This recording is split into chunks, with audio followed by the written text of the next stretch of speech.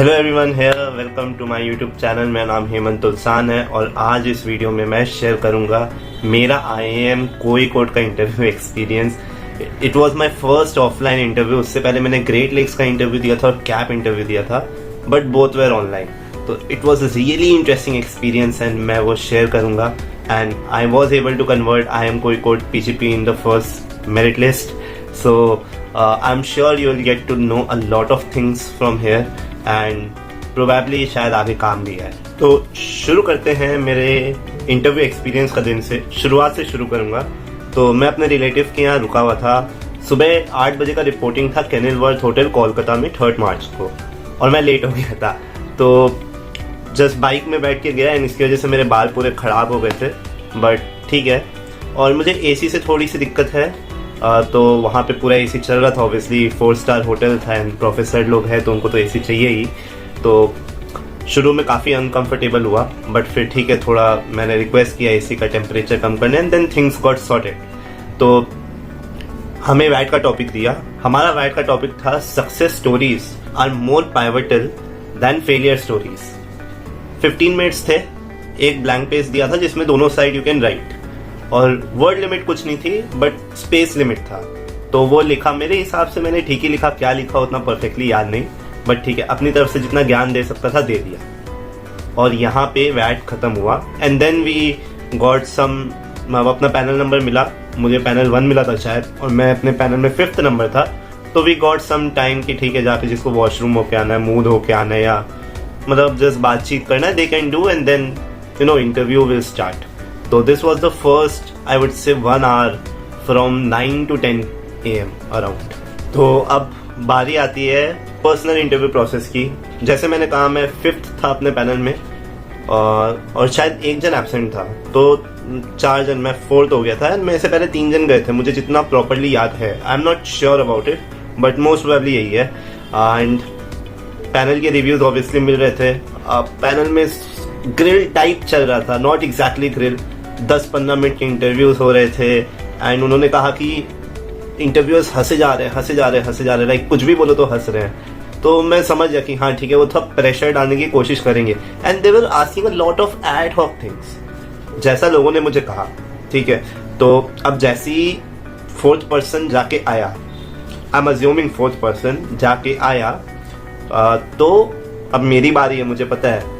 और हमें 5 मिनट के आसपास का गैप मिल रहा था कि वो पर्सन आ रहा है निकल के, उसके बाद 5 मिनट रुकने मिल रहा है, फिर दूसरे इंसान को बुलाया जा रहा है। तो आई वाज लाइक ओके, पहले थोड़ी जानकारी ले लूँ, क्या क्या पूछा उससे जो जाके आया।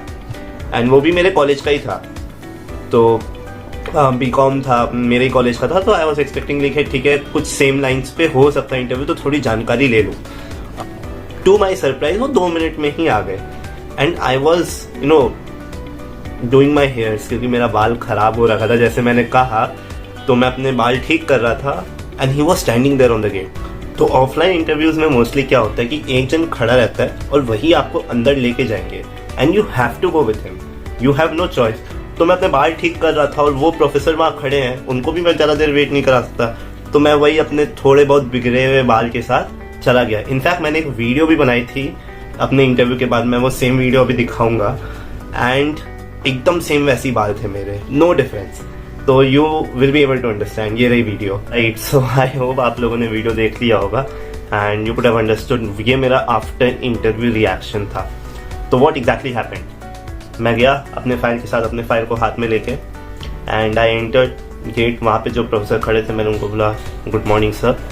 एंड जैसे ही मैंने कदम रखा गेट के अंदर, जैसे ये गेट है, मैंने अंदर कदम रखा, वहाँ एक और प्रोफेसर बैठे थे and he instantly shoots the question.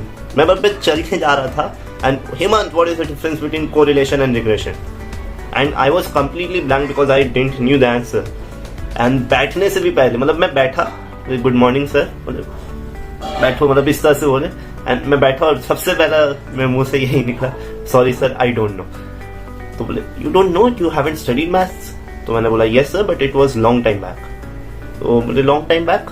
मैं बोला yes sir, it was in 2nd year. Second year तो अभी गया। तो he was assuming maybe that I am in 3rd year and I don't know sir, actually it's been a long time. तो बोले अरे तुमने graduate कब किया? मैंने बोला 2021। 2021 उसके बाद क्या कर रहे थे? तो वहां से मेरा 2 ईयर गैप का आंसर जो मैंने प्रिपेयर किया था वो बताया, बीच में काटे, हंस भी रहे थे वो, तो ठीक है। उसके बाद बोले अच्छा okay Hemant, so tell me the difference between bar chart and line chart. Seems like a sensible question and मैंने सोचा चलो आंसर दूंगा, लेकिन मैंने जो बोला मैं वो बोलना नहीं चाहता, लाइक मैं नहीं बोलना चाहता, बट मेरे मुंह से पहला चीज यही निकला कि sir in bar chart we make bars and in line chart we make lines, और वो लोग हंसने लग गए। मैं भी थोड़ा सा हंस दिया कि यार ये क्या बोल दिया बक, बट ठीक है।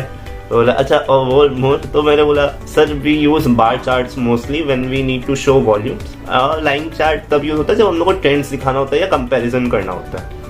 तो बोले कि अच्छा तो बार चार्ट यूज नहीं हो सकता कंपैरिजन में, जैसे अगर डिफरेंट ईयर का ऊपर नीचे बार चार्ट है? तो मैंने बोला हाँ सर हो सकता था, लाइन चार्ट थोड़ा एस्थेटिक लगता है। बोला अच्छा ओके ठीक है, सो टेल मी बार चार्ट का जो विड्थ होता है उसका क्या मतलब होता है? मैंने बोला ये मेरे को नहीं पता सर। Are you sure? तो हम बोला यस सर। तो बोले ठीक है, तो मैथ्स से आगे बढ़ गए क्योंकि उन्हें पता चल गया ये बंदा मैथ्स उतना बोल नहीं पाएगा। तो अब थोड़ा सा इंटरेस्टिंग फेज आता है। Other than phase I would say मुझे जो डर था वो पॉइंट आने वाला है। उन्होंने मेरा हेयर स्टाइल नोटिस किया and the professor sitting there he said ऐसे, Hemant very interesting hair style, and दोनों जन हंसने लगे एंड मैं भी थोड़ा सा स्माइल कर दिया। Is it a new trend in market और you have used any kind of gel? तो फिर मैंने एकदम कैंडिड होके बोला sir no sir, actually I was getting late so I came by bike and that is why my hairs are down. And फिर मैंने ऐसा कुछ बोला जो मुझे नहीं बोलना चाहिए था शायद। फिर मैंने बोला also sir I did shampoo dandruff yesterday so I was not able to set my hairs. और वो पहले हंसे, मस्त हंसे। फिर बोले अच्छा which company shampoo do you use? तो मैंने बोला लॉरियल। बोले L'Oreal, you are using a girls brand, लड़का लोगों ने कोई शैम्पू नहीं है क्या? बोले no sir it's unisex shampoo, ऐसा बात नहीं है। वो बोले अच्छा why are you using shampoo conditioner? तो मैंने बोला because sir I have dandruff. बस और यहाँ मिल गया उन लोगों को कुछ मस्ती लेने का पॉइंट्स। तो मैंने बोला सर आई हैव डैंड्रफ। बोला oh why do we have dandruff, tell us scientifically. तो मुझे इसका आंसर नहीं पता था और उन्होंने साइंटिफिकली मेंशन कर दिया था, तो मैं कोई ब्लफ भी नहीं कर सकता था। स्ट्रेस से हो जाता है, जर्म से हो जाता है, पोल्यूशन से हो जाता है, वो सब नहीं बोल सकता था। तो I told sir I do not know the scientific reason. तो उन्होंने कहा that you are using a shampoo to get rid of dandruff and you don't know how dandruff is formed in our hair.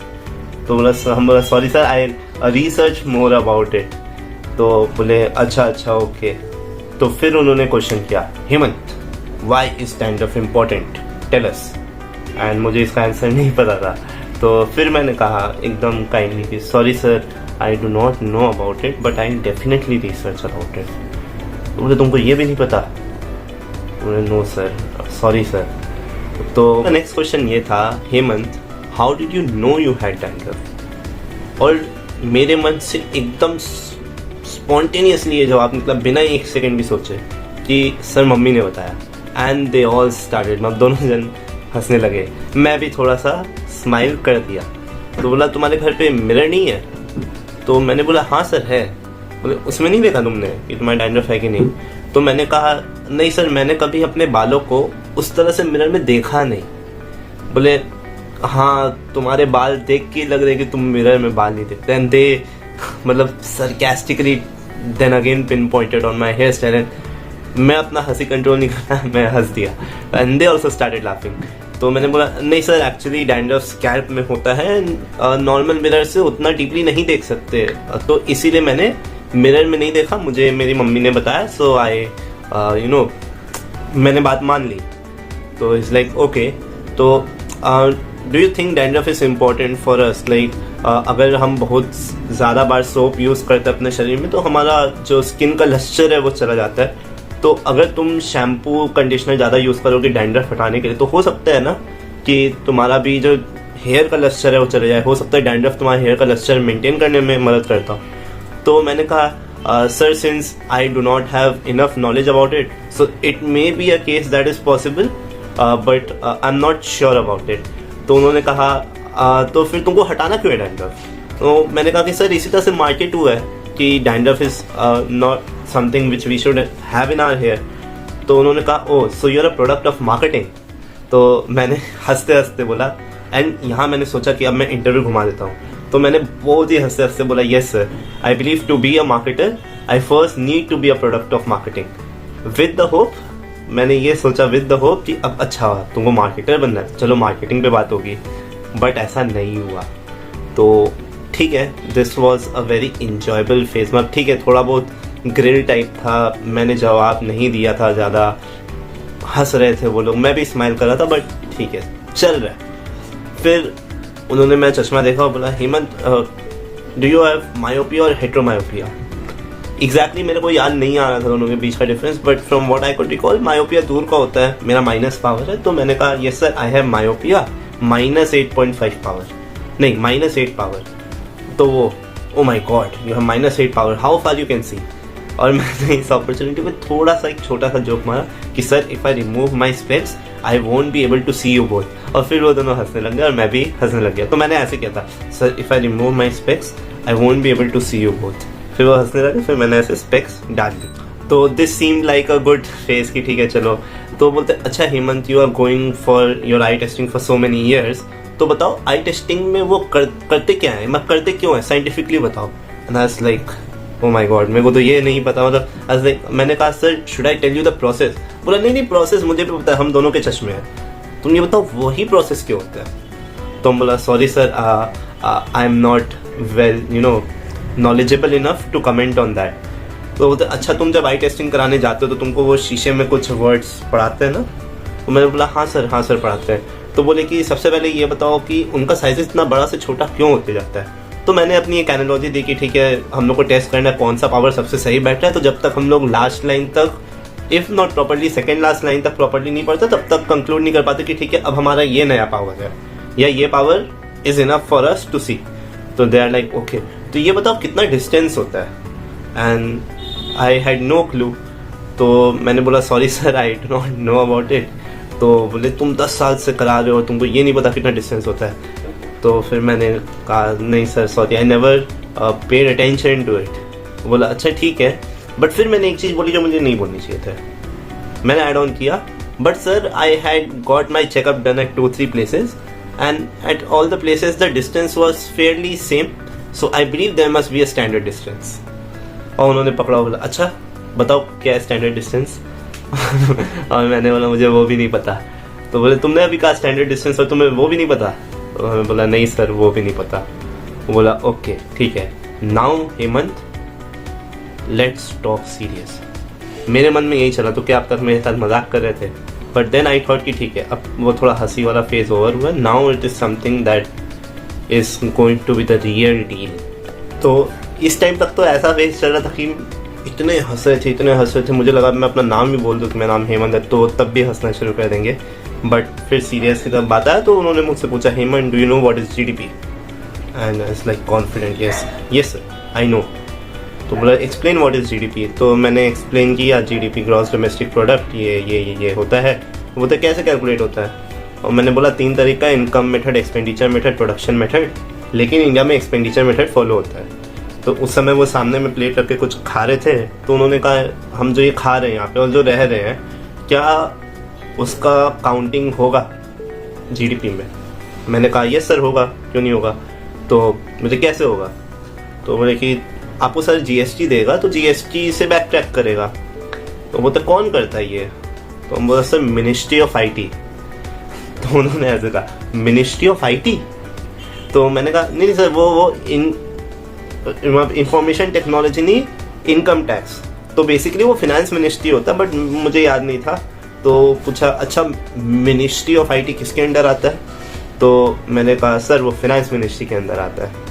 बोला अच्छा finance ministry को lead कौन कर रहा है। तो मैं एकदम स्पॉन्टेनियसली मेरे मुंह से निकला निर्मला सीतारमन। एंड मैंने स्प्लिट सेकेंड में आइडेंटिफाई कर लिया कि नहीं मैंने श्रीमती नहीं लगाया। तो उन्होंने मुझे 1 सेकेंड भी नहीं दिया। तो बोला oh well so Hemant tell me what the Shrimati Nirmala Sitharaman do. एंड जैसे ही उन्होंने वो सरकास्टिकली श्रीमती बोला तो मैं समझ गया कि अरे यार क्या गलती कर लिया। आई थिंक उन्होंने श्रीमती नहीं बोला था, उन्होंने बोला था निर्मला सीतारमन जी डू। तो लाइक अरे यार क्या गलती कर दिया मैंने। तो अब ठीक है, मूव ऑन करते, अपने आप को माफ़ किया, मूव ऑन किया।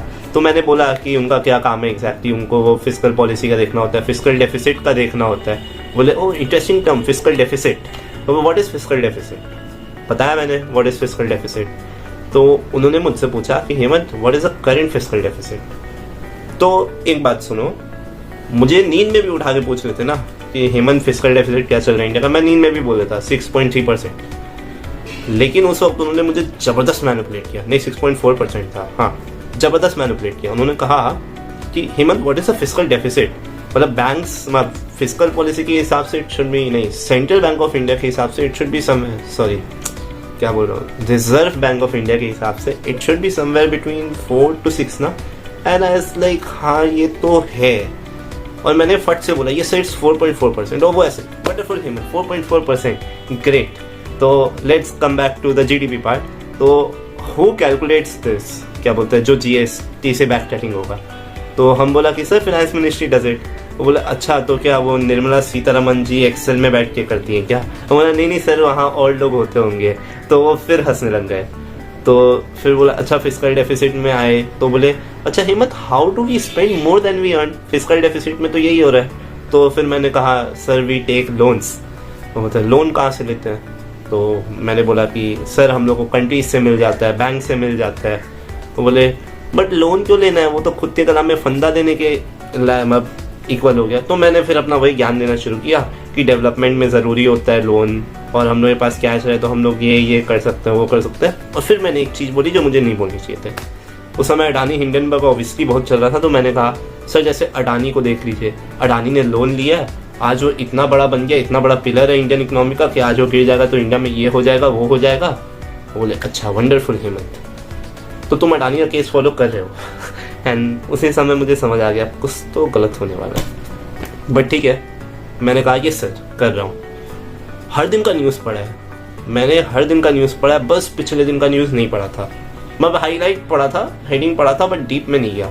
तो उन्होंने कहा हेमंत कल अडानी का जो केस है उसको मॉनिटर करने के लिए कमिटी बैठाया है एससी ने। तो मैंने बोला यस सर हाँ एक कमिटी बैठी है। बोले उसका नाम बताओ।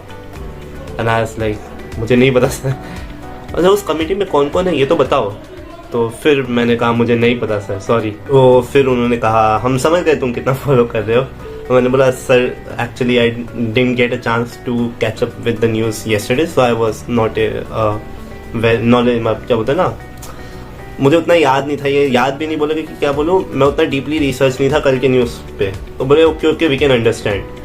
तो फिर बोले अच्छा लोन की बात हो रही थी। तो बोले लोन ऐसे ही दे देते क्या, चाचा है क्या तुम्हारे।